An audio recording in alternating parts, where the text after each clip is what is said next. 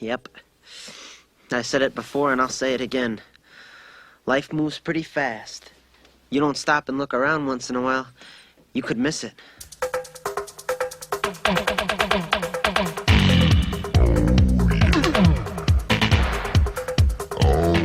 Yo, what is going on, guys? Welcome back to another episode, audio podcast of the Ticket Stubs Podcast. This is a movie podcast on the internet where two guys talk about movies and they don't know shit about movies, but they talk about it because they think they know stuff about movies, but they really don't, but they like movies a lot. This is a podcast. And this TV. Is the podcast. Yeah, we definitely don't know anything about TV, but it's whatever. But we'll watch it, though. Yes, we do. We watch it a lot, and we love it. This is the Ticket Stubs Podcast, guys. I am one of your hosts. I am Jay. With me, as always, my co-host, Zach. How are you doing? Doing good, man. It's been a crazy week, but crazy few weeks, actually, because it's been 2 weeks since we got together. No, we recorded last week? I don't think we did. Yeah, we recorded last week. We were going to do Mission Impossible, but we ended up not being able to have time. Has it been... I think... I don't know. I thought the last time we recorded was before Shaquille's party. Last we recorded was before a party and before Mission Impossible. But we're on track. I think we're on track. Okay. So, but it's been a crazy couple weeks for you. What's been going on, man? Why are you so crazy? Back in college now, man. We're separated again. You're in Charleston again. Now I'm in Rock Hill. Got to do this Skype business all over again. You guys know, back at it again. Long time doing this. Yeah. I don't know. I kind of miss the video stuff, man. I'm gonna miss it. That was fun stuff. Well, we'll do it when we come down for breaks. We'll do it. Yeah. And then of course, I mean, we're gonna be because we're doing the Skype way for a little while, but then next month, not even next, like literally a month, 4 weeks from today or something like that. 4 weeks from a little bit from today, we'll be back together again, man. Reunited. Yeah. Con, man. As we go to Atlanta. Hot Atlanta for a convention. So we can maybe do a video podcast then. We'll see what happens. Yeah, we'll see. I don't know. We might have time. I'm down. We have 4 hours to drive to Atlanta. That's true. We do have a long time. We'll have time. But guys, this is a movie podcast. So before we talk about any of the news or anything like that, we talk about what we've been up to, what we've been watching this week or the last time we talked to each other. So Zach, what you been checking out, man? Got a lot of stuff in my... Okay. Well, not a lot. I got quite a bit of stuff. So oh, shit. All right. Start off with... Oh, shit. What was it? Shit. What was it? Oh, first thing. Started off. Classic movie. And by classic, I mean it came out like... Was it 5 years ago now? I just drank water and jumbled up my mouth. Sorry. That's fine. Drive. Have you ever seen it before? No. It's the first time I've seen it. Okay. First time seeing... Is it the first time watching a Refn movie? Yes. Okay, what did you think about it? I liked it a lot. I thought it was really cool. I liked the crime aspect to it. It was really, really cool. Especially, I didn't know Ron Perlman was in it. Yeah, or Bryan Cranston. Just to see him in it being like... Yeah, or Bryan Cranston either. And they were both really, really solid in it. I liked them a lot. Obviously, Ryan Gosling was killing it. Carey Mulligan, too. Great. Yeah, Carey Mulligan. And Oscar Isaac. And Oscar Isaac. Yeah. Yep. And, kind of shitty how he got fucking murdered. It's whatever. But yeah, it was a really, really solid movie. Enjoyed it a lot. I'm definitely going to check out more stuff from him. I've downloaded Only God Forgives. So you're going to be so checking that one out. You're going to be so bummed. It looks so good, though, because I watched the first 2 minutes, but I had to stop watching it because it was not in English. No. I think it was like Hindi or something like that, but it was like Muay Thai, and I was like, this is my shit. Like, I love Muay Thai. No, he's in no Muay Thai. Muay Thai's so... He's in Muay Thai. But Muay Thai's so cool, man. Like Drive is an amazing movie, right? I really like Drive a lot. I'm a big advocate of people who haven't seen it to watch Drive because it's really good, slow pacing, great framing. I love Refn. I think he's an amazing, I think he's an amazing director and stuff like that. And I'm excited for Neon Demon and all that stuff. But yeah, I'm really excited to see that. But with Drive, and granted, it's Ryan Gosling not really acting, but whatever. Yeah. And the cast is great. And it's a really cool story. He's a driver and all that kind of stuff like that. And it's really rad. Mm-hmm. It's violent when it has to be, which is what Refn's known for. He's known for violence. Yeah. It's a really solid movie. And like I said, great music. That's one of the big attractions to it is the music and stuff like that. Like I think Laserhawk and kind of people like that. It's Night Call by what's it called? Not Laserhawk. It's Night Call by some French guy or whatever. It's a really good, great album. I have it. It's a great album. Yeah. Fantastic movie, but. Like I said, it's Ryan Gosling not really acting, but I'm okay with that. Yeah. If you ever see, I mentioned it like a while back when we talked about our favorite trilogies. Refn's trilogy Pusher is an amazing crime gangster trilogy, which they remade the first Pusher, English one, like a British one, which was okay. And Valhalla Rising with Mads McKinnon, didn't really like it that much. It's on Netflix. Is that his movie too? Yeah, it's his movie. Yeah. Oh, okay. It's okay. It was whatever. And Only God Forgives, I had a lot of hope for it because it was like right after Drive, like his most follow-up movie. Yeah. But I have no clue what the fuck was going on in it, and everyone's like, "What the fuck are you talking about, Nicholas? Like, what's going on here?" And his wife, who's also a filmmaker, documented like them while he was making the movie. I think it's called like My Life, directed by or something like that. Right? I haven't seen it yet, but I've seen clips of it and trailers of it, and it's his wife behind the camera filming him while he's making Only God Forgives. Okay. There's a part where like they're in a hotel room, right, in Asia, or whatever.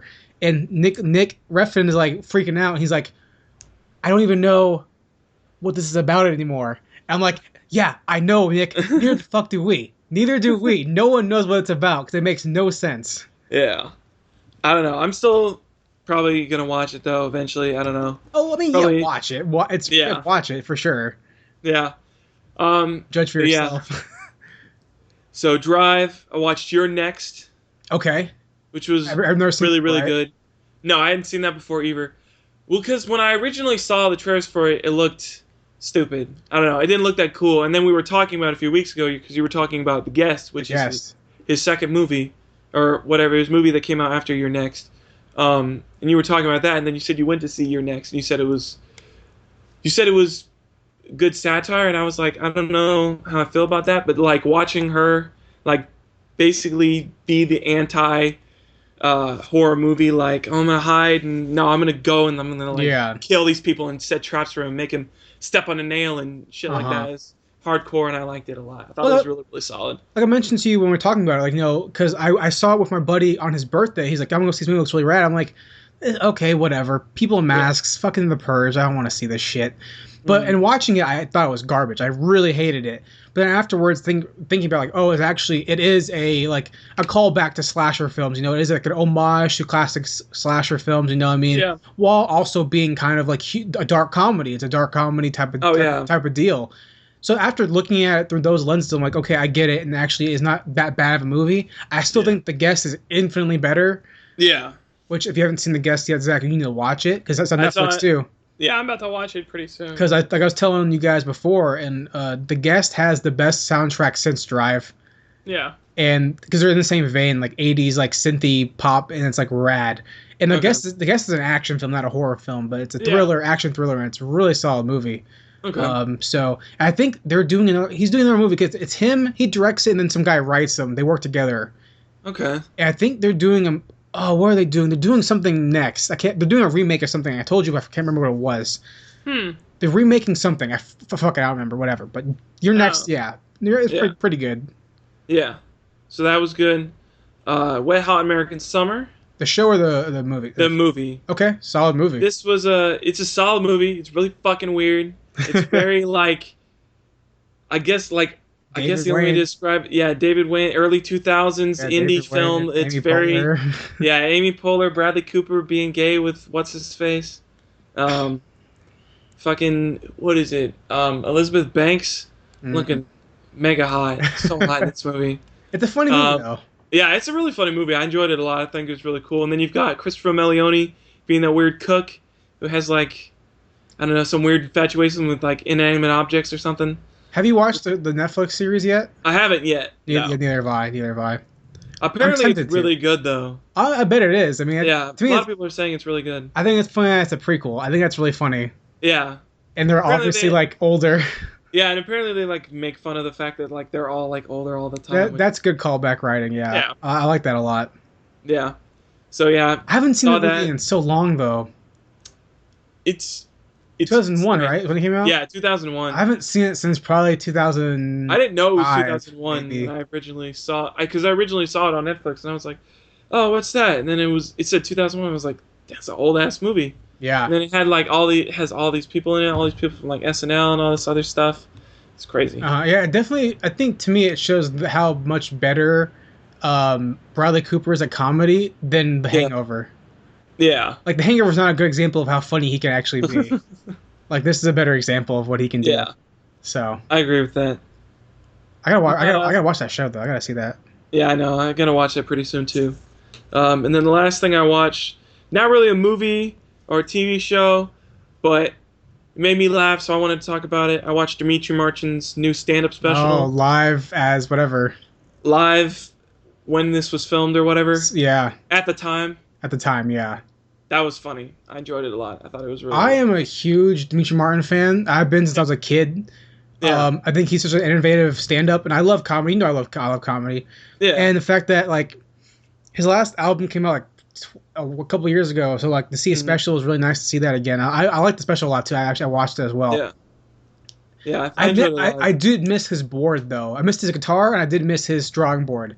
Oh yeah, dude. I wish he had his guitar at the end. This was a straight up stand-up. Yeah. This one was yeah.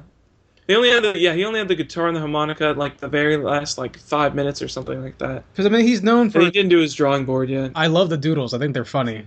Yeah, his doodles are hilarious. Like his show was so funny. Yeah, my favorite Dimitri Martin joke might be location, where he's like talking about like oh, you can pee in the pool, or you can pee in the pool, like locations, and like you can pee when you're outside the pool peeing into the pool, or you're in the pool peeing in the pool. Like that's to me that's fucking funny as shit. I think that's awesome. Funny. Oh, so that's all you watched this past week? Yeah, that's all I watched. Okay, all right, solid lineup. Yeah. What I've been checking out this past week, I got quite a little bit of stuff here. I'll kind of run through it. First thing I've been watching is The Nick. Okay. Steven Soderbergh, Clive Owen, and a couple other people. I don't know who they are. It's Cinemax series about doctors in the Knickerbocker Hospital in 1900 in New York. It's fucking awesome. It's good? It's so good. Like Steven Soderbergh, you take a guy who makes movies and then puts them on TV, it's like, shit, it's awesome. And you put it on an HBO type of format where he's restricted very little.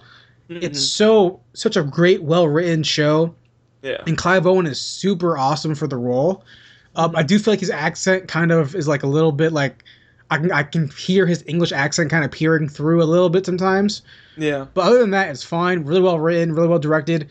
Super fucking gory. Gory because they're surgeons. Really? Surgeons. Oh, right. Okay. Yeah. And it's taking place in like the medical, like during a time of history where like medical stuff is still like, we're just now trying to do surgery. Yeah. It's like 40 years after Civil War type deal. And the very first thing you see is Clive Owen, whose name is Stack in the show.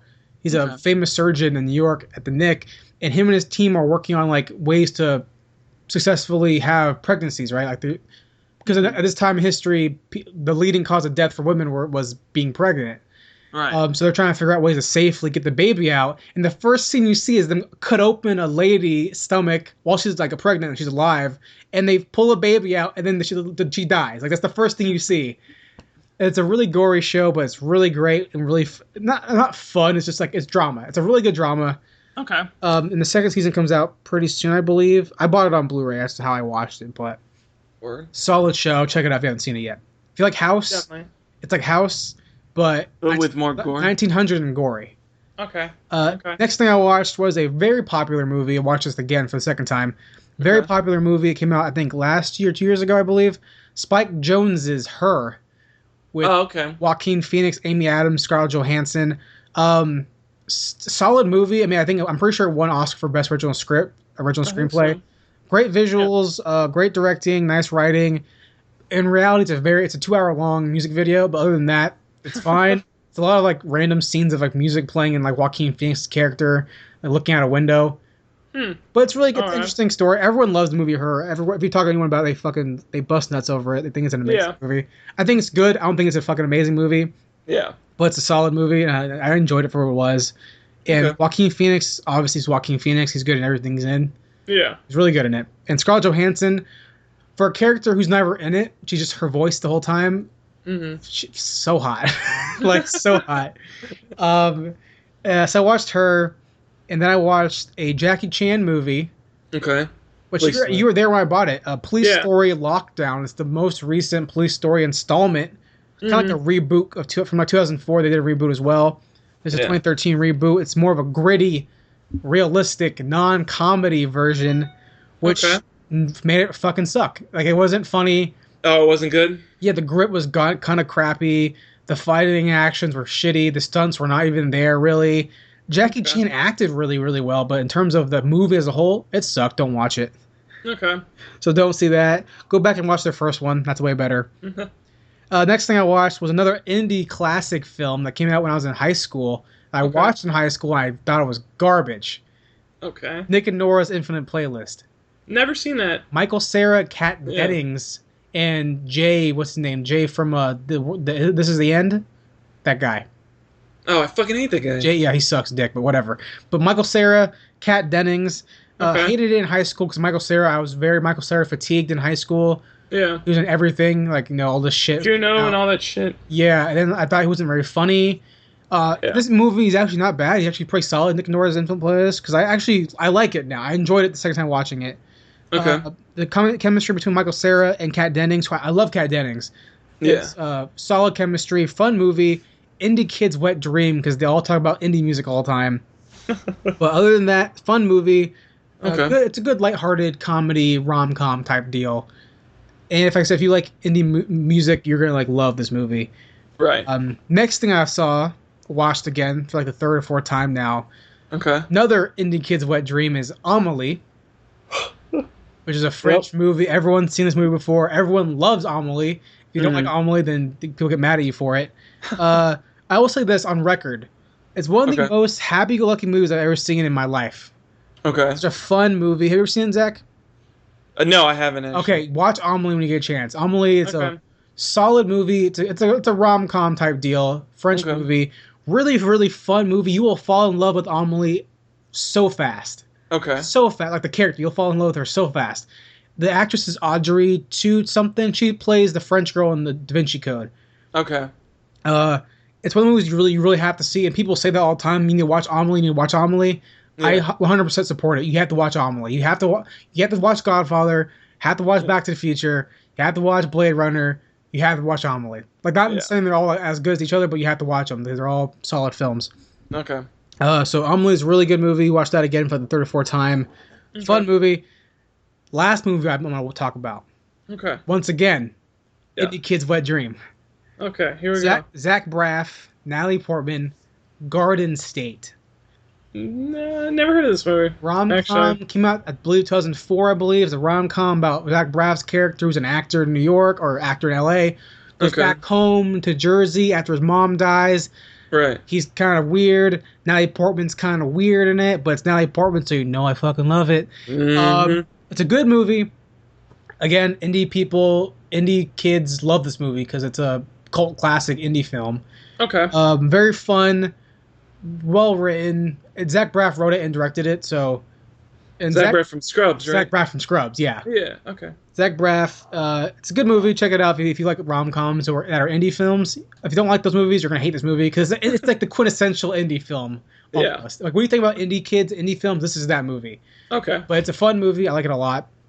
Okay. Real quick though, going back to Amélie, because the director of Amélie. Okay. Directed Alien Resurrection, I believe. No fucking way. Yeah, so this guy has flaws. Yeah. And then Zach Braff is also the director. He's directing a new movie right now with Michael Caine. It's a remake of an old crime caper comedy from I think the 50s maybe, something like that. So he's remaking a movie, which that's cool. That's cool. So. Okay. Yeah. Yeah. That's what I watched this week, man. All right. That's way pretty extensive list. Way bigger than mine. But that's it's all right though. That leads us to our next segment of the podcast, the movie news of the week. Zach, what you got? First thing I got on my list, I saw this trailer today when I opened up my news sites, and I watched it, and it legitimately scared the shit out of me. The Witch trailer. The Witch trailer. That looks creepy as fuck. I posted that on Tumblr. Was like, hey, if you like horror movies, watch this trailer. Yeah. It looks like a cool premise. Looks like it's a cool movie. Mm-hmm. Sundance gave it the most horrifying trailer thing, whatever. Yeah. I'm not going to watch it, but... I might watch it. I probably won't watch it in theaters. Afterwards. Didn't even watch The Babadook, and I have it. I still have not finished the Babadook. I bought it. 25 minutes into the Babadook, and I said, "Fuck this movie." So. I bought the Babadook on Blu-ray when it came out. I was excited to get it, and I haven't watched it. I'm not gonna watch it, but I have it. Yeah. I haven't watched The Conjuring. I haven't seen Sinister. I haven't seen that. Haven't seen any of that stuff. I've seen the only things that like recent ones that I've seen like big, I guess like big names would have been the Insidious stuff. And the second one sucked. Second one sucked penis. And the first one was actually decently scary. But I don't fuck with horror movies. Okay, just what I don't fuck with. I only fuck with certain horror movies. Like I don't know. I have to be in the mood to watch it. Like I can't just watch them like anytime. What was the last horror movie you saw in theater? Last one I saw in the theaters, Insidious 2. Insidious 2. Last horror movie I saw in theater was You're Next. Damn. All right. And then before that was probably like Friday the 13th remake. Okay. And then before that was like Saw 4 or something. I don't even remember what I watched before Insidious 2. It was probably It's a very rare occasion for me to know. go see a horror film in theaters. I usually don't go see them in theaters. I usually watch them like on Blu-ray or on TV or something like that. No, I lied. I saw Your Next. Before I saw Your Next, I watched Paranormal Activity 4 or 3. I've actually never seen one of those in the theater before. It was like the third or fourth one. I can't remember which one it was. So it was like not scary, but the one with the teenage girl in like LA or something. It wasn't very scary, but like I think that's the third one. At the time, I was watching it for my friend's birthday. It was me, our buddy Shaquille, and my buddy John in the theater. And it was a packed theater, like opening night, like packed. Yeah. Biggest theater in the theater. Of like at the ghetto theater where we live. Oh, okay. So it was a packed, so many people. Packed theater of hood rats. No offense to people who were hood rats, but they were hood rats. Yeah, and at the time, I was in a text argument with my ex-girlfriend at the time. So I wasn't really watching the movie, but I could hear a bunch of people yelling like, "Oh shit, white girl, you're gonna get got!" And I was like, "Okay." And that was the whole movie. It was a commentary from everybody. But yeah, Paranormal Activity. So I'm not gonna watch The Witch though. I ain't gonna fuck with that. I'll probably watch it eventually. I'm not gonna watch it in theaters, but I'll probably do what I normally do, and I'll watch it on like Blu-ray or on TV or something like that. That movie it looks really cool. The premise looks really cool, and he looks like he shot it like really, really nicely. Like it almost looks like the Revenant lighting, which looked really, really cool. Or time period too. Yeah, and I'm down for that. It looks really, really awesome, but. Yeah, I'm not gonna fuck with it in the theater. It's not gonna. That shit's gonna come to life. You know what I mean? Yeah, no, I don't need a witch coming out of the woods near my house or some shit. It's weird too, Zach, because when I was like a freshman in high school, the only things I would watch were Asian horror movies. That's all I watched. Those are the most fucked up ones. So like Ju-On and like the original Ring and stuff like that, and the original Grudge. And I watched like Suicide Club and all these kind of movies. I'm like, what? And I know I'm like, why the fuck do I watch these things? I'm fucking scared as shit, and I'm a bitch. You know what I mean? But on my list of news, Scooby-Doo animated movie. Warner Brothers. The first movie in a while for animation to be in theaters from Scooby-Doo. Produced by one of the guys who created Phineas and Ferb. That's kind of cool. I actually saw the live-action Scooby-Doo not too long ago. Again? The first one, yeah. Okay. The first one, that was loved as a kid. The first one was really, really good. I liked it a lot. The second one was kind of garbage. Because that was the one where the monsters, like, the second one was the one where, like, the guy stole the old costumes and he brought those monsters to life. So it was like you had, like, the Creeper and, like, the 49er miner or whatever. You had, like, the pterodactyl monster, and you had, like, the costumes, like, actually kind of live. The first one was the one with Scrappy-Doo. Yeah. That one's really, really good. And the souls and stuff. Yeah, and the souls and shit, and the weird, like, dog gangly. Those are so cool looking. Real talk, though. Scooby-Doo, the live-action movies didn't do so well, I don't think. No, but I'm going to say that Buffy was great in it. Buffy was awesome. And the girl who plays Velma was... Freddie Prinze Jr., obviously. He's married to Buffy. Yeah. Yeah. He should be. He should be. I would be. But if I had that chance. The Scooby-Doo animated movie, first time in a while. I actually liked the Scooby-Doo animated movies from when I was a kid. Like the Zombie Island one is really solid. Oh, okay. Oh, wait. So they're actually going to do like a legit movie like that? Not like the ones where it's like... Yeah, animated movie in theaters. Like the... what was the one? They had the Alien one that was pretty good. I haven't seen that one. I can't remember what it is. They had the Alien one. Produced by one of the guys from Phineas and Ferb, so that's good news, because Phineas and Ferb is a really fun show. Yeah. From what I hear. Haven't seen it, but I hear it's a fun show. I remember... I watched like When it first came out, I watched it a little bit because Disney Channel was just on all the time. Yeah, the only thing I watch on Disney Channel is Gravity Falls. I haven't watched that. Oh, that show is so good. That's good? So good. My question is this, though, Zach. Okay, lay it on. Do we even want more of this franchise? Do we even care about another Scooby-Doo? Scooby-Doo? Let alone an animated one. Do we care about anymore? Should we just let it die? Do we care, or does audiences do we care in general? Do you care about? Are you gonna go see Scooby-Doo in theaters as a 21-year-old male? No. If I had kids, I would with my kids. Yeah. But I am not a father yet. Yeah. It's my lifelong goal to become a father, but not yet. But if I had kids and it was in the theater, I would totally take them to see it. But as teenagers or as a 21-year-old guy, I'm not gonna go watch it. Yeah, 'cause I know there's a show on TV right now, and the show's popular. That's why they're doing it, because the show's popular. I know that. Okay. So my younger sister's 11. Will love to see the movie.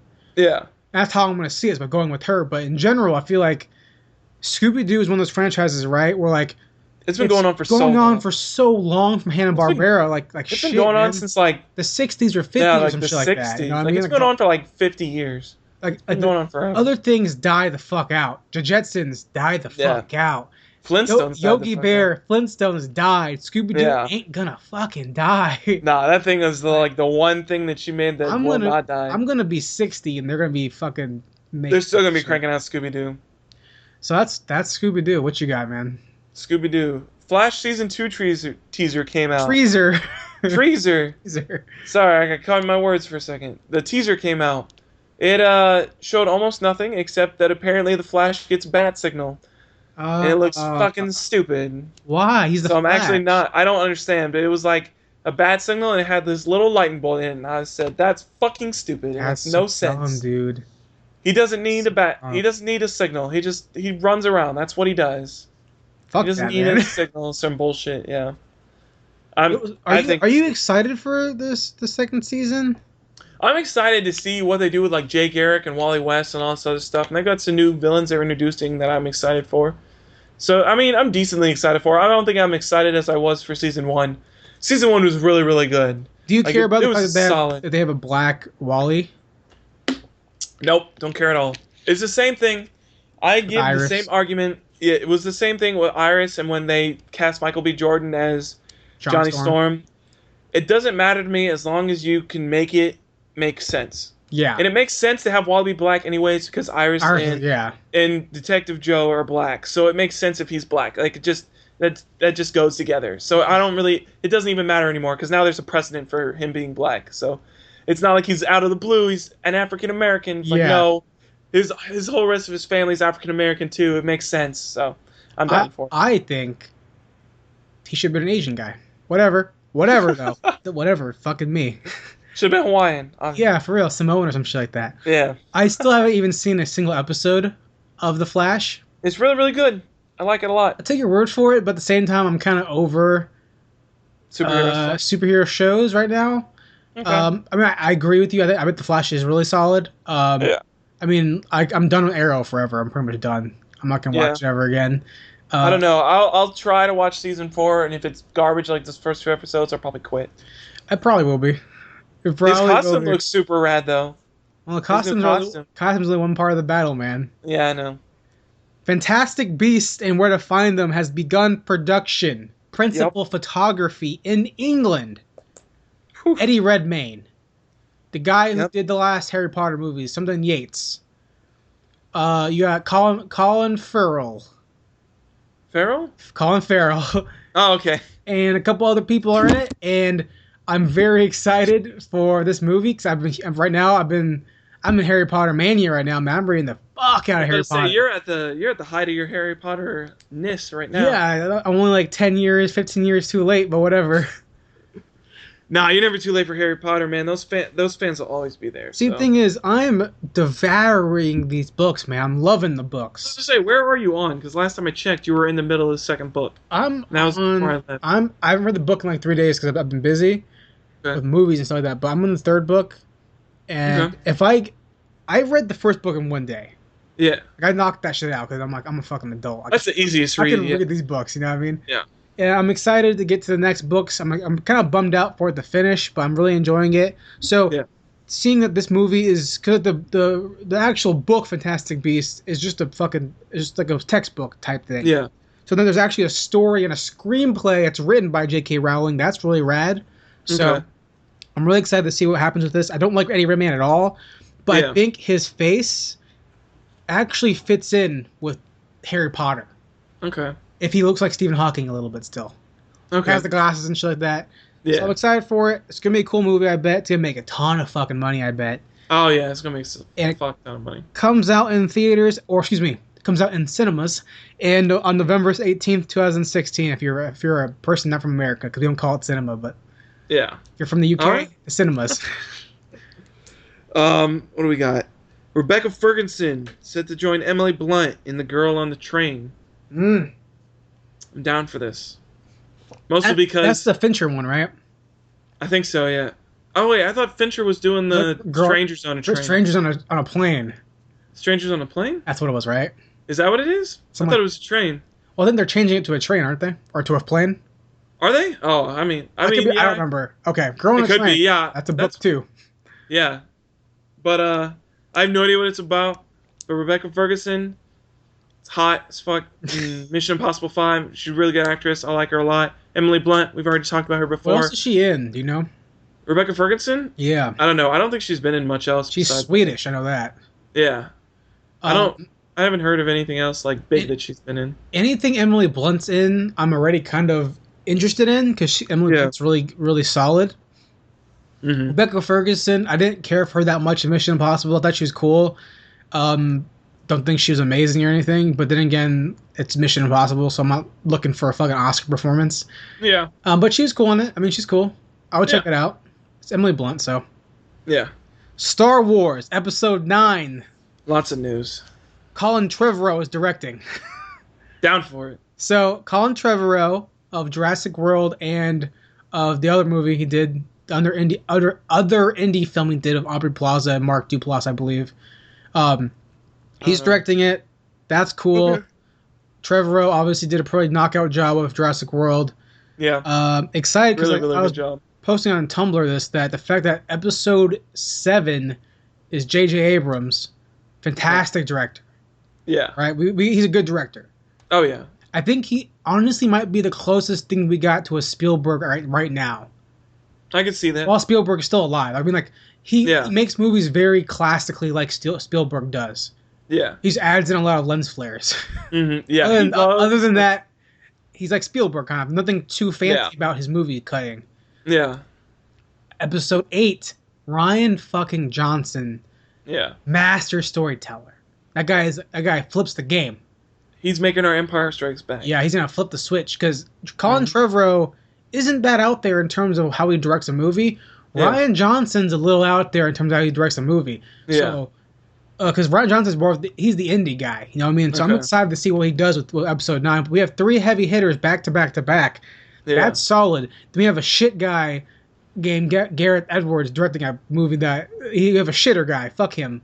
But either way, Episode 9, Colin Trevorrow, gonna be good.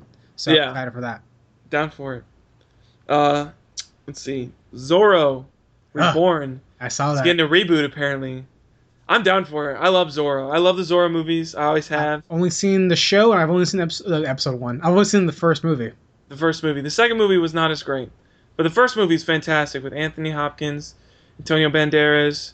Who is it? What's her name? Catherine Zeta-Jones, right? Catherine Zeta-Jones.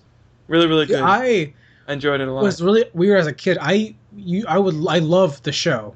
Like the old black and white show. I loved it. I don't know why I watched it. I just watched the fuck out of it. Yeah. And I loved the first movie a lot. That was a really great movie. It's really fun. Yeah. Because that was somewhere close to when the first Spy Kids came out. So I was like, oh. I think so. Yeah, it was around. Antonio Banderas. Yeah. Yeah, that was Antonio Banderas was like at the top of his game. Who is the mom in Spy Kids? Do you know? Because she's hot. I had a crush on her when I was a kid. So yeah, that's cool. I don't know, but yeah, and it's I like it because this reboot is set to take place. It's not supposed to take place in like that Mexican time. They're moving on from that. Apparently, it's like post-apocalyptic, like Book of Eli type shit, and he's like roaming around, like taking on that dictators and stuff. I don't know. I like the idea that he's like in Spain or whatever the fuck he's at, and like he's doing like Spaniard. Mexico. Yeah. He's in Mexico where the fuck He's like at. Mexico, California, like around that area. Yeah. That I like that. Yeah. I don't want to fucking whatever. I'll watch it still. I mean, I'm still gonna watch it. It sounds a decent, Fun. Decent Sounds premise. fun. Yeah, it sounds like it'll be a fun movie. I just don't know who they're gonna get to play it because they're not gonna get Antonio. No, they're not gonna get Antonio. Why not? Too old, man. He just did the coal miner movie. Did he? 33 or whatever. He'd be fine. I don't know. I didn't see that movie. That's coming out Is he soon. good? That's coming out soon. Yeah. No, he can do it. If Denzel Washington was just old as shit too, can do that's true. Equalizer. We can have Antonio Banderas do it. That's true. I forgot about that. Plus, yo, dude, fucking The Road cross. The Road with Zorro? Zorro? Yeah. Yeah, I'm down for it. That's pretty rad. But going back to Star Wars real quick, though. Okay. The Rogue One picture came out. Yeah. How do you feel about that, Zach? It's a dark picture. It is a dark picture. You can't really tell too much from it. I mean, they're in a hangar or something. Yeah, they're like in a hangar and they're surrounded by like cargo boxes or whatever. Shit. Apparently, Mads Mikkelsen is on the cast now, which I'm excited for. Isn't he playing a CG character? I don't know if I heard about that. I didn't. No, someone is cast that's going to be playing a CG character. I'd be down for him to do it, but yeah, I mean the picture looks cool. I guess if I have a better reaction than I had of when I saw that fucking Suicide Squad picture. Oh yeah. That picture for Rogue One looks way better than that fucking piece of shit Suicide Squad. Plus, the Rogue One picture, they look like thieves. Yeah. They look like Star Wars characters to an extent. They look like smugglers. And Donnie Yen. Yeah, I know. I saw that. I didn't know if that was him because they didn't talk about him in the picture. Donnie Yen. But yeah, I'm down to see Donnie Yen in it. That means, and I think the guy next to him was Asian too, but I can't be sure. But either way, yeah, we got two Asian guys in a Star Wars movie. Fuck, man, that's gonna be awesome. But Donnie Yen's gonna be doing some martial arts and stuff like that. I don't want to see that. Yeah. Donnie Yen can't be doing some no martial arts shit. He gotta be doing some Legend of the Fist shit. He needs to be doing some goddamn blaster stuff. I don't want to see no martial arts in my Star Wars movie. Yeah. So, that's cool. I'm down for it. I'm excited for it, but not really because of the fact that it's Gareth Edwards. I don't give a shit about him. But the fact that it's Star Wars, that's obviously I'm excited for it. You know what I mean? Yeah. Johnny Quest live action, more details. Johnny Quest is a movie. It's coming out based on a show from the 60s and the 90s. I love. Is it a live action movie? Live action Johnny Quest. Okay. I love Johnny Quest from the 90s. I love that the 90 version. I didn't watch the 60s one. I obviously wasn't born yet, but the director makes me really excited for it because Robert Rodriguez. Okay. El Mariachi, Spike, biggest Spike Kids. Desperado. This guy is doing Johnny Quest. It's going to be super fun.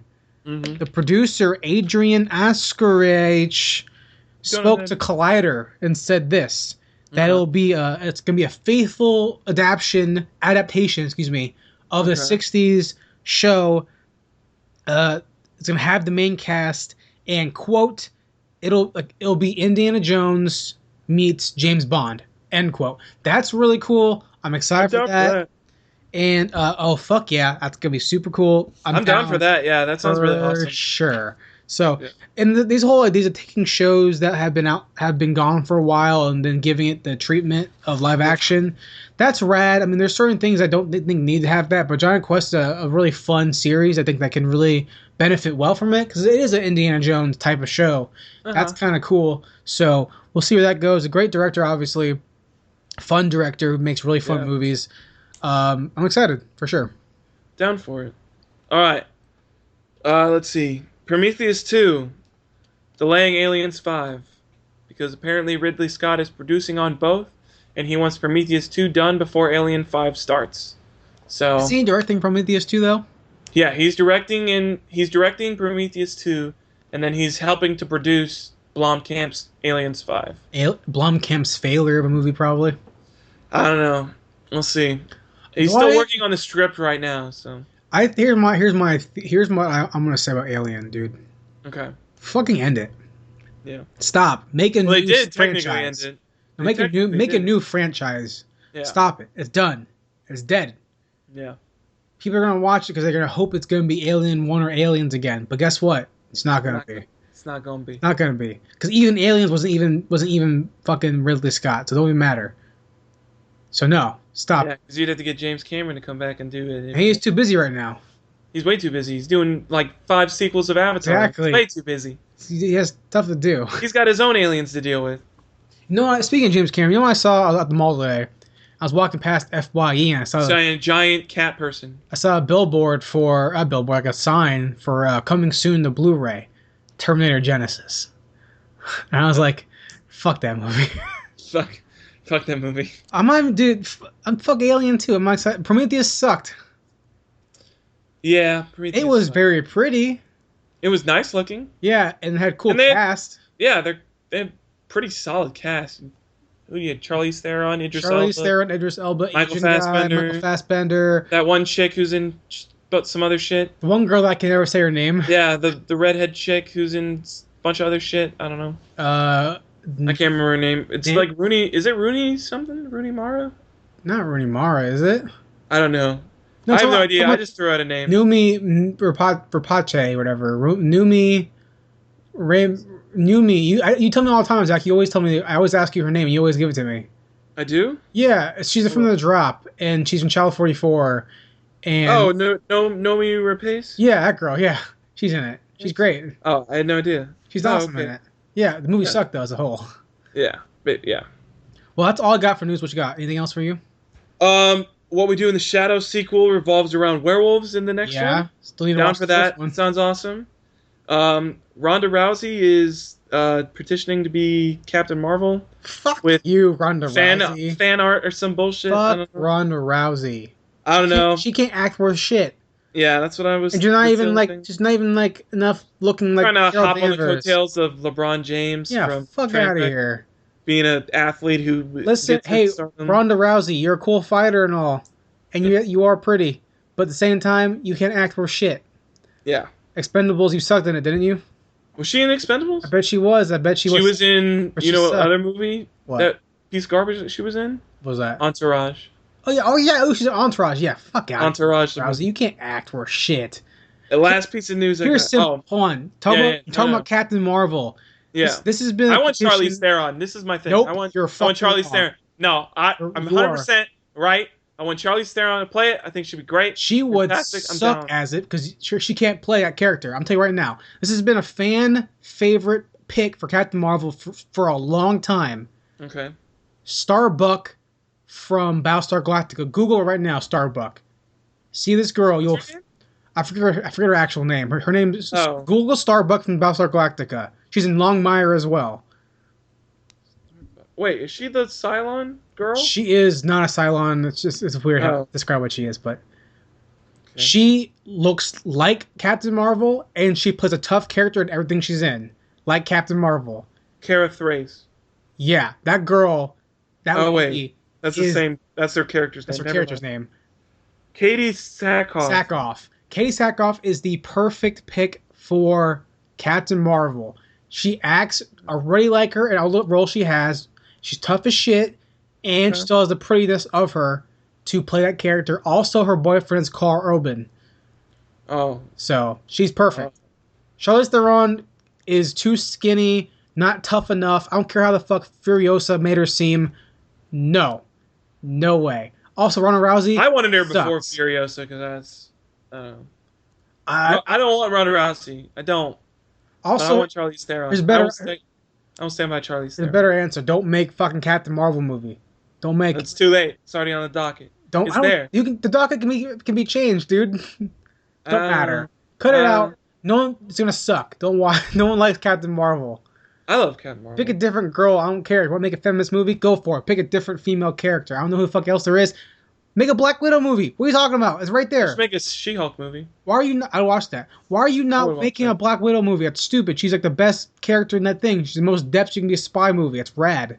Oh, no. Hawkeye / Black Widow movie? I'm down. I'd be down to see those two together. Why aren't we watching that movie? Why isn't it being made? Stop making. You can learn about their... What was it? Their Budapest, I think? Just don't... That little thing they had in Avengers. You already have Scarlett Johansson on the leash. Yeah. You know everyone's been screaming for a Black Widow movie because they love her. Yeah. Make the fucking movie. Don't waste your time trying to fucking expand your EU with Captain Bullshit Marvel. No one cares. And then Shazam's coming out too, and people are like, who the fuck is Confusion now between the fucking brands? Because people. Well, now they're just gonna. I think they're calling it just Shazam. I don't think they're calling. They're gonna call him Shazam, but what are they gonna call him in the show? What are they gonna call him in the movie? No. Hey Shazam, my name's Captain Marvel from like the past 100 years, but we're gonna go with Shazam. Shut the fuck up. Yeah. Oh, whatever. What's out in theaters this week? What is there? I don't know. Hitman Agent 47. Piece of garbage. It looks fucking. Dude, people were saying it's fun, dude. People were saying. I don't know, it's fun. man. It looks dumb to me. It looks like a fun action movie to me. I'm gonna check it out at some point. Sinister 2. That movie looks 100% fuck no. American Ultra, which is my version of 100% fuck no. That looks so stupid. That looks dumb as fuck. Pretty much That's just Eisenberg, right? Anything Eisenberg's in, not gonna watch it except for The Social Network and Batman. I'm gonna watch Batman. Obviously, but he looks like crap in it though. She's Funny That Way, which is produced by I believe Edgar Wright is producing it. I believe. Okay. I could be wrong. I believe it's some directors, some indie sweethearts producing it. Okay. And then Dicking for Fire, which I want to see really bad, has Jake Johnson in it. It's the guy who did Drinking Buddies. Also a really fun movie, rom-com. And then on home release, we got Little Boy, The Riot Club, and Vendetta with Dean Cain. I don't know who that is. Dean Cain played Superman on the old Superman Lois and Clark show. Okay. And it was like an action movie, but it's Dean Cain. He can't fucking. He used to be the host of Ripley's Believe It or Not. Oh, that dude? Mm-hmm. Oh yeah, no, 100%. It looks super dumb, but that's all that's out. That's all that's out. I mean, there's other things on home release, but nothing new. Nothing. Yeah. It's all like re-releases of old stuff on DVD that's coming to Blu-ray. Okay. So that leads us to our final topic of the show: a discussion or talk or whatever about anything about movie related that we want to talk about. Okay. So Zach, what are we talking about this week? Are we gonna talk about both movies? We can if you want. Okay. I mean, they're both similar because they're both spy movies. We can if you want. It doesn't matter to me. I didn't write any notes down for the other one, but I wrote notes down for the most recent one. But I don't care. Okay. I can talk about it both. Okay.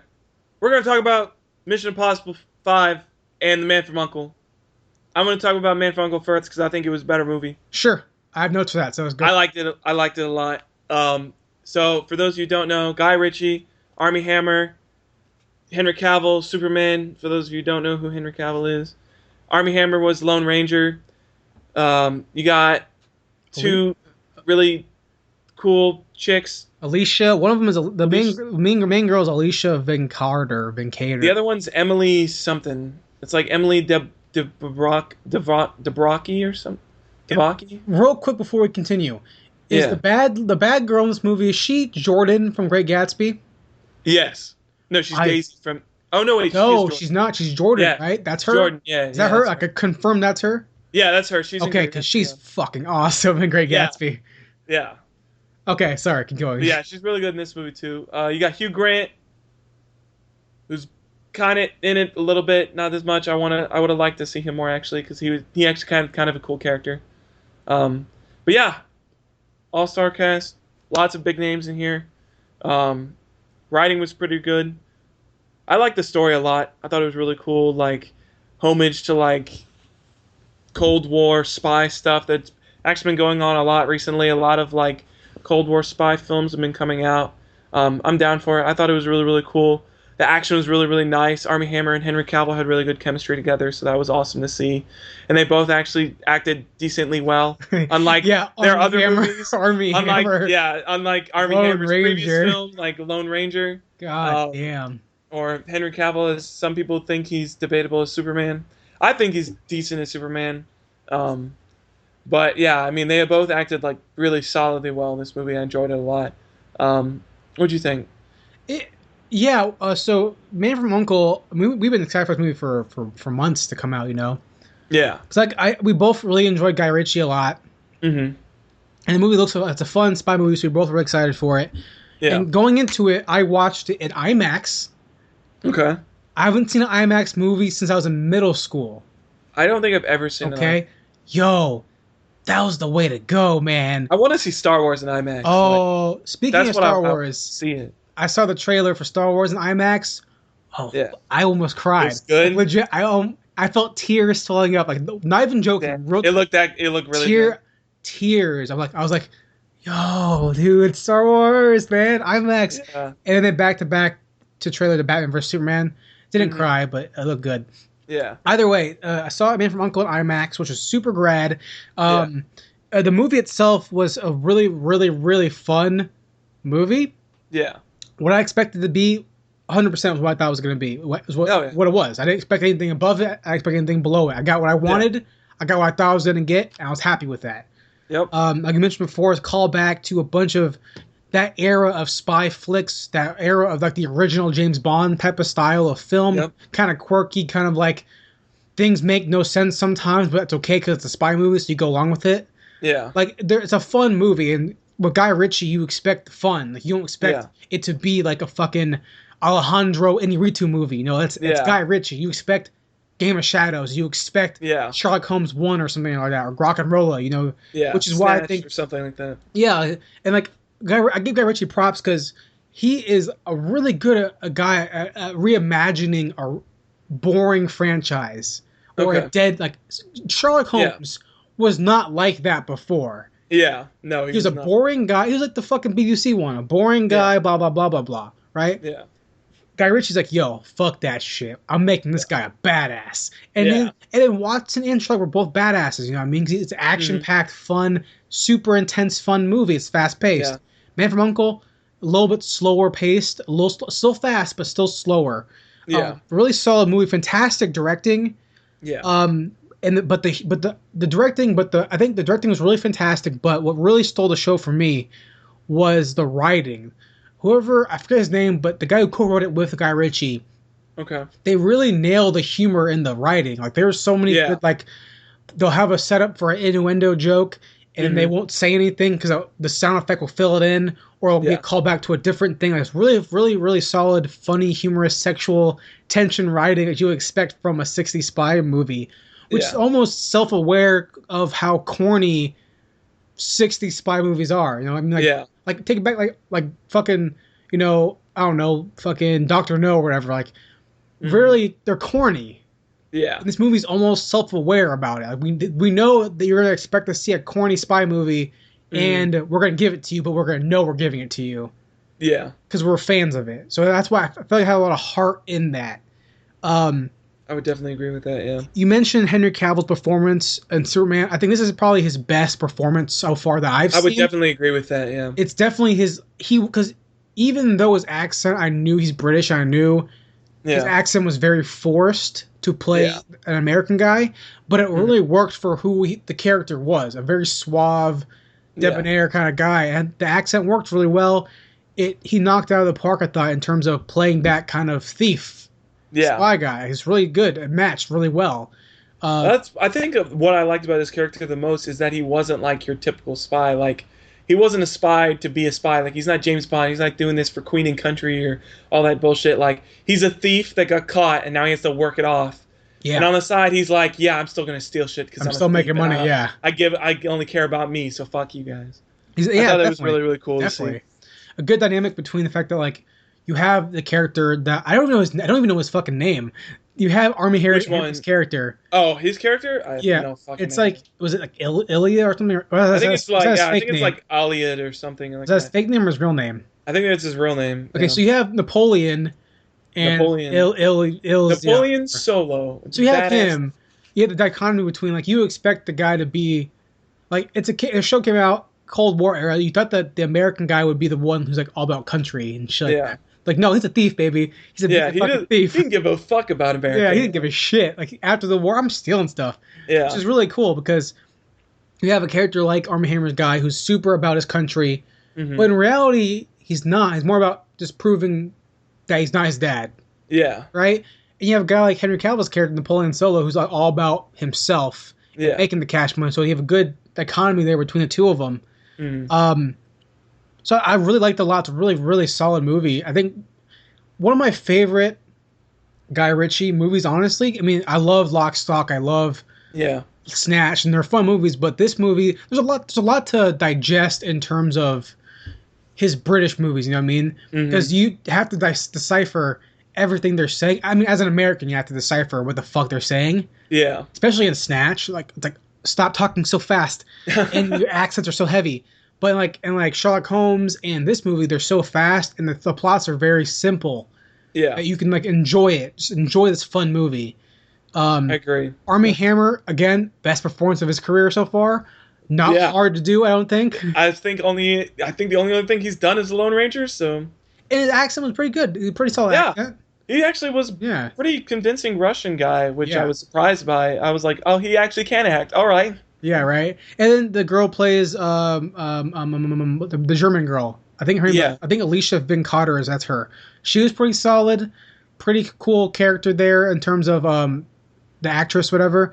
So I want to know how'd you feel about just the characters' development in general? How do you feel about the characters in the movie? Was there any progression or anything like that? Did you like it at all in terms of how the characters were? Yeah, I definitely like the character. I think being able to see the relationship between like not just like Napoleon and Aliad, I think is his name, something fucking like that. It's some weird fucking Russian name. I'm pretty sure it was like IllYsa. I could be wrong. I don't remember, but I kept hearing the girl say that. I forgot the girl's name too. But let me look it up real quick because that's gonna tear me apart if I can't figure out. Ilya, Illya. Yeah, I was close. Fuck. However you say that, I don't know. Ilya or something like that. Yeah. But seeing their relationship progress throughout as they like kind of go close together and they realize like they're different, but they're not quite as different with spies because they still like they kind of care about the mission and they kind of like go to the point where it's like I don't give a fuck about you, I hate you, like you're just fucking with my shit right now.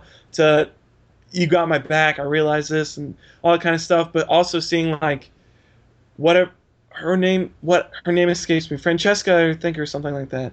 Whoever plays the German girl, seeing her like her relationship with the two like kind of meld into it too, and them actually becoming like a trio by the end of it in this new agency called U.N.C.L.E. Was really really cool to see. I enjoyed it a lot. And then Hugh Grant's character and the plot twist that Guy Ritchie was able to throw in with like the British Secret Service and stuff like that was really really cool.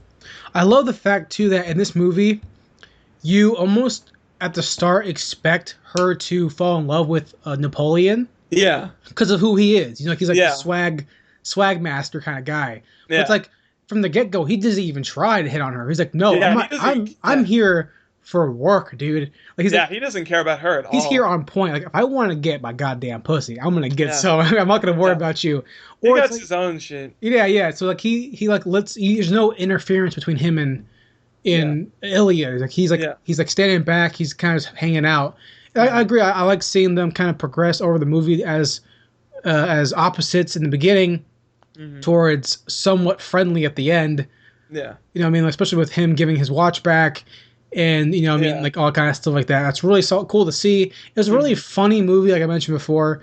I want to ask you... extremely funny movie. A lot of funny scenes in it. And I want to ask you this, Zach, though, before we move on, is favorite scene, in your opinion. What was your favorite scene? My favorite scene has got to be after they first infiltrate that compound trying to find the nuclear shit or whatever. And Elizabeth, what's-her-face's character, is, like, checking up on them, and she, like... tries to call Napoleon's room and like knows he's not in there. And they're like trying to like race back and all this shit. And they're like going on a moped like throughout the country and all this shit. And they end up like he ends up like barely sneaking into her room. And he's like, and she catches him and she's like, all right, wait out here. Let me go bang this guy right quick. Yeah, well, she says run away. Yeah, she's like she like tells her like security to like go away. And then they're trying to like eavesdrop. And it's like it's funny. I thought that was a really funny scene. Really funny scene. Yeah.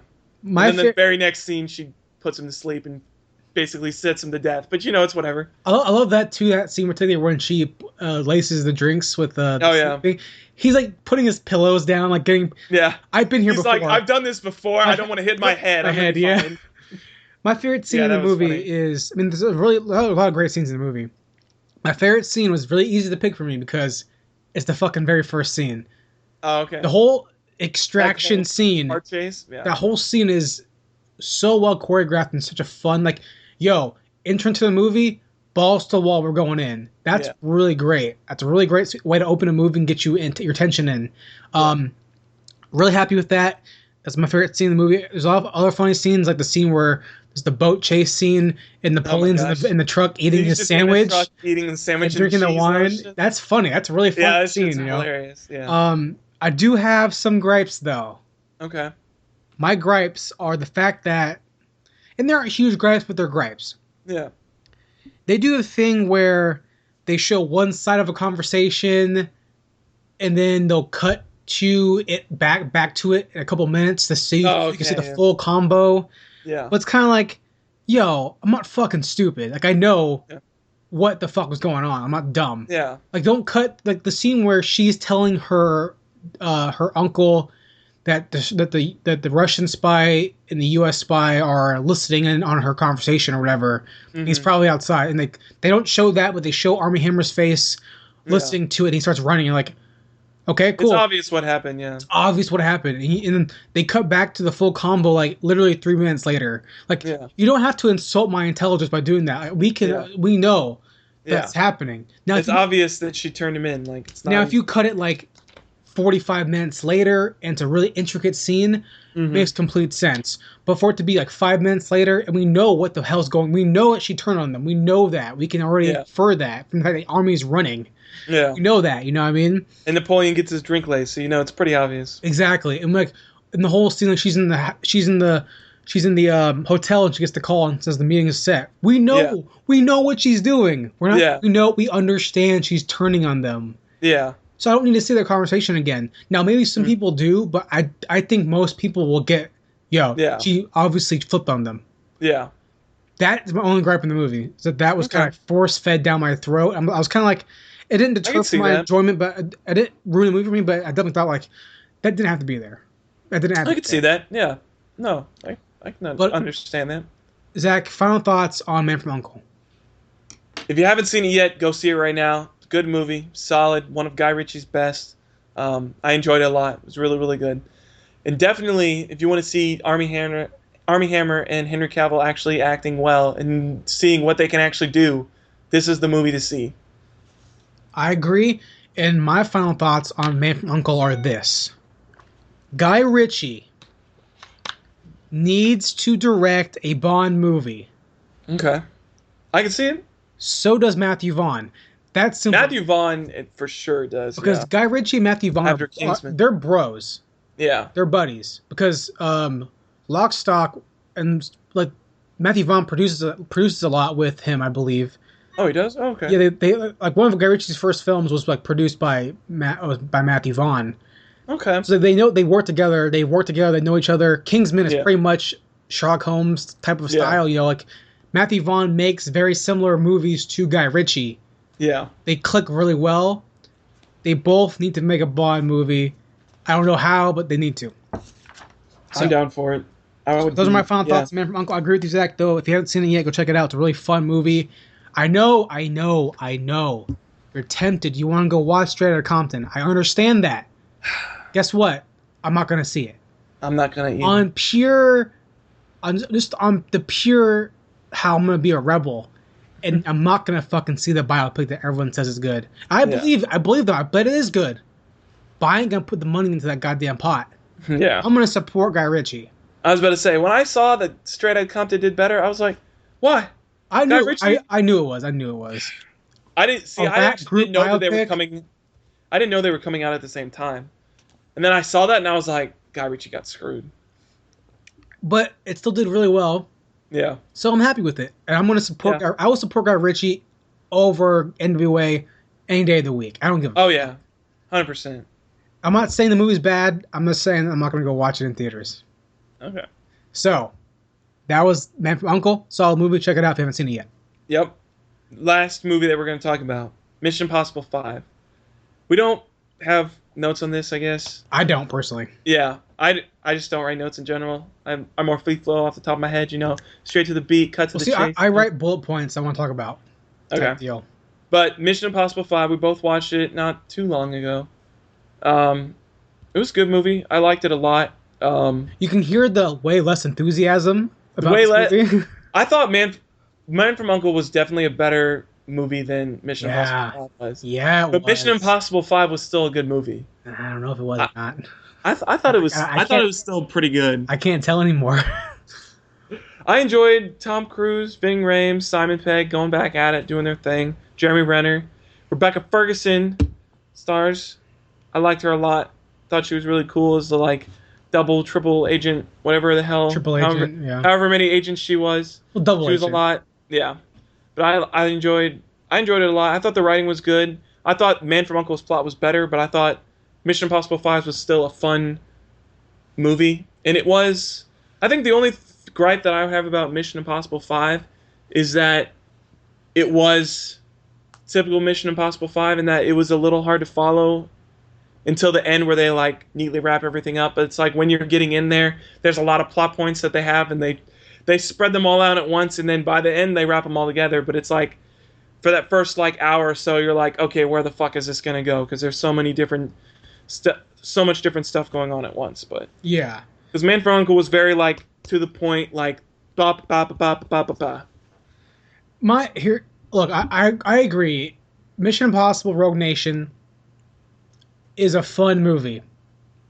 We use the word fun a lot in this show, but we do. It's a good movie. You're not going to be disappointed with it if you see it.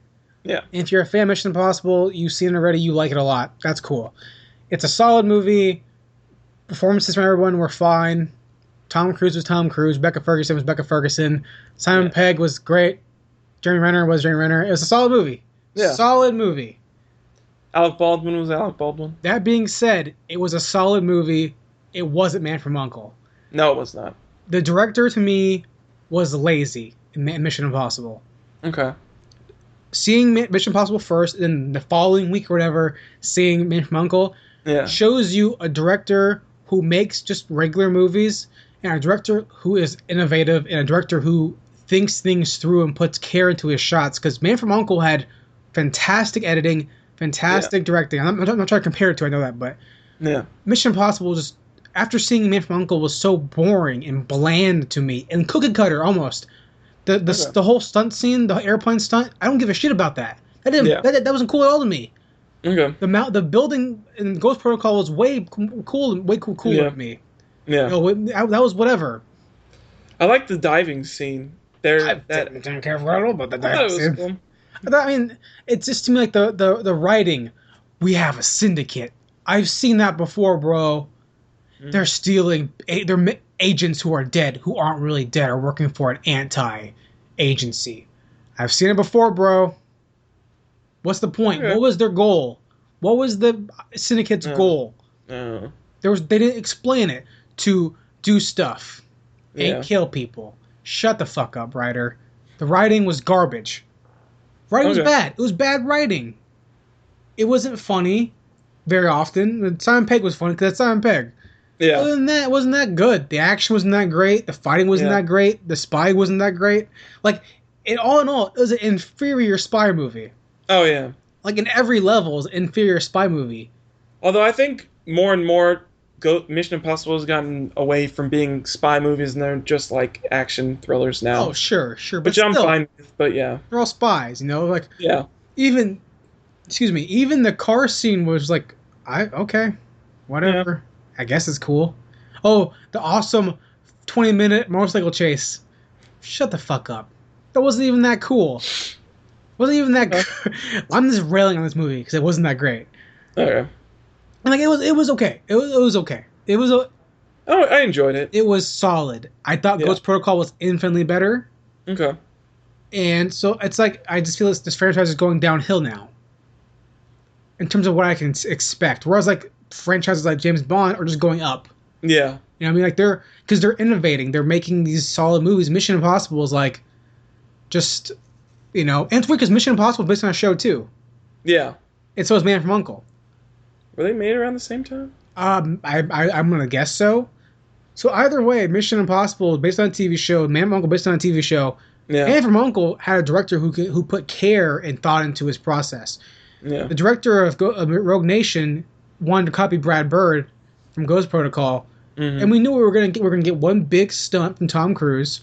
Yeah. We're gonna get Tom. Then here's also my thought process with this. Also, Okay. it was Tom Cruise It was. playing Tom Cruise. He was Tom Cruise. Yeah. Whereas Henry Cavill transformed himself. Yeah. Someone different. Armie Hammer completely transformed. And they had a director who knows how to make these very fun movies. And if you compare it to straight up action sequences and straight up how the movie is shot, Okay. you take, in my opinion, me personally, Rogue Nation doesn't even hold its own against Sherlock Holmes. Okay. I think Sherlock Holmes is infinitely more fun and infinitely more entertaining movie. I can see that. So Mission Impossible Rogue Nation to me was kind of just like, it was okay, it was fun, but it wasn't like, man, I really got put in its place after watching Man from U.N.C.L.E. Yeah. I can see that. But with that being said, I did like it. I did enjoy it. What's your favorite scene? Can you remember any of the scenes? Because they're all pretty bland, bro. Probably the opera scene. Where he takes out the assassin, like the high wire stunt stuff. That was pretty cool. My favorite scene is the over-sexualized Rebecca Ferguson scenes where she's wearing biker outfits. And that yellow dress. Or like when she's getting the rifle ready in the opera and yeah. has the convenient slit in her dress so her thigh can pop out. Yeah, I really like that writing too, guys. That's the level of like Alice Eve and Star Trek 2. Mm-hmm. Like J.J. Abrams got a lot of shit for it because it was unnecessary. Yeah. Same thing with this scene. But I did like the car chase. It was interesting. It was the car part. The car part was fun. Okay. The bike part wasn't fun. The car part was fun. Yeah. Because Tom Cruise just died, and he's like he can't drive properly because for a long time he just got choked the fuck out or whatever from the water. Yeah. The whole diving part, I didn't really care for the diving scene. Didn't really care about it. A lot of CG in the whole card and stuff like the cards and stuff like that. Didn't care for it, but yeah. I did enjoy it. Pretty much every scene that was heavy Benji. Yeah. I enjoyed it. I like Simon Pegg a lot, so he's really fun in that. Yeah. Simon Pegg was really, really good. Yeah, and Jeremy Renner was mediocre to me. Mm-hmm. I do like that Alec Baldwin was like at the end, like became the director or whatever, the secretary. That was really cool. So we know we're gonna get a sequel already. I think they already greenlit it already. Yeah. That's cool, I guess. But I just feel like it's might be time to innovate again. Yeah. Like kind of like what Ghost Protocol did. Don't carbon copy Ghost Protocol. Try to do something different. Get someone like Guy Ritchie. Get a Matthew Vaughn. Yeah. That would be rad. I'd be down to see that, yeah. I mean, we get Kingsman 2, so why would we need to? Because Kingsman 2 is coming out. Maybe we're just being oversaturated with spy movies right now. We are. We've had a lot this year. Mission Impossible, Man from U.N.C.L.E, Kingsman, James Bond's coming out soon. Yeah, there was another one, I feel. So, like, we got Bridge of Spies pretty soon. Bridge of Spies is going to be in its own league. Yeah, well, and that's Spielberg and Tom Hanks. That's going to be its own fucking league. And very different than the rest. Like, James Bond, like Spectre, Kingsman, Mission Impossible, and Man from U.N.C.L.E are all in the same vein. They're different, but they're all in the same vein. Yeah. Right? Action, comedy, spy movie. Of course, Spectre's a little bit more serious, but Bridge of Spies, Tom Hanks isn't going to be running around kicking people in the ass. Like, it's going to be more of a durable spy, like Tinker Tailor type of spy movie. Yeah. So maybe the fact that at least for me, I'm being bombarded with content, spy content, that's infinitely better than the stale Mission Impossible to me. Because Kingsman was a solid spy movie. Kingsman was a really good spy movie. And the Man from U.N.C.L.E. was like, yo, goddamn, Guy Ritchie and Matthew Vaughn are friends, and they're very similar directors. Yeah. But I just think the director, I forget who directed Rogue Nation, didn't do a bad job. It just Guy Ritchie knocked it out of the park. It was better. Guy Ritchie's was better. And I don't know, it's tough, man, because I like Mission Impossible a lot, Mm-hmm. But I feel like Ghost Protocol was an infinitely better movie. Okay, I can see that. So, I don't know, man. Speaking of Kingsman or Man from U.N.C.L.E. Yeah. Which one do you prefer?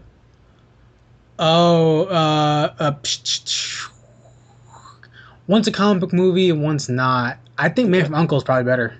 Okay. I think Man from U.N.C.L.E. is more fun. Granted, I fucking love Colin Firth. He was awesome in it. He's dead. He's great. Awesome. Yeah. He died, which kind of sucked, but But the fact that they have the Kingsman now, it's only two of them now. Yeah. That's kind of cool. Who is it again? It's the girl and Eggy, right? Oh yeah. Oh yeah, the girl did. Okay, yeah. She was like in the blimp or whatever, the balloon, and she's floating back down. So Yeah, that's she's kind of floating cool. back I mean, they're both different in terms of how they go about things, but they're Yeah. both really fun. They're both better than Mission Impossible. But Spectre's Yeah. coming out soon. Spectre's gonna be a different vein of how a spy movie is, and you know Spectre's gonna be good. Yeah. Yeah, Spectre's gonna be so good. I'm still not very excited for it though, but I'm excited. it's gonna be good though. But it's gonna be Because good. Skyfall was awesome. Skyfall was great. But actually liked. Did I like? What was the second? Casino? Did I like Quantum of Solace more? I like Casino. I think Casino's the best. Casino was really good. I think Skyfall might be my favorite. For me, I think it would go Casino, then Skyfall, and then Quantum of Solace. I don't know where Spectre fits in yet. We'll find out in November. I'm gonna assume Spectre might be. For me, it's Skyfall. Probably the same order as you, probably. But I bet Spectre might be above Skyfall because they're not doing some dumb like he used to work for MI6 and now he wants revenge. This is like a different. Yeah. Which is almost kind of like the Syndicate, isn't it? I guess Spectre would kind of be a comparison. Right? Like it's like a group of anti-MI. It's basically it's similar actually.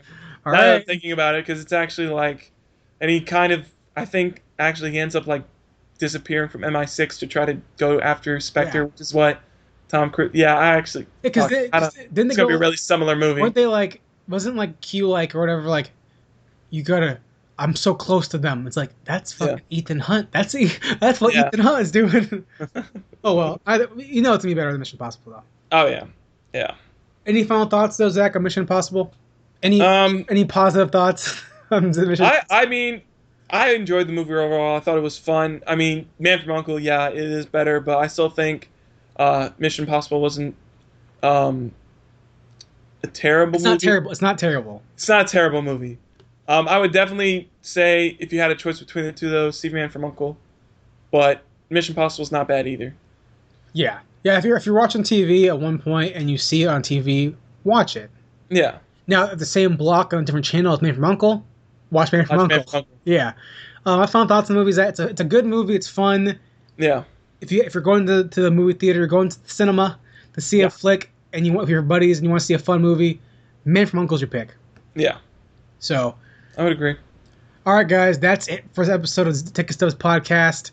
Zach, if they want to watch or hear our old episodes on YouTube, where can they go? If you want to check them out on YouTube, in the flesh, in the base, the mother base, as some might say, go to youtube.com/Ticket Stubs Podcast. You can do that. That's awesome. You can subscribe and see. You can subscribe to us because we love that. And we love if you like it too. Share it with your friends because, we could always use a bigger audience. Our last episode, we talked about Southpaw and Ant-Man. That was an episode. We did. That was a good episode. I liked it a lot. We talked about some other stuff. Before that, we talked about something else. Probably Jurassic Park. No, we talked about Genesis. Oh, don't worry. Just watch the Jurassic Park one. No, watch Genesis too, so you can see how bad we hated it, how much we hated it. Bad.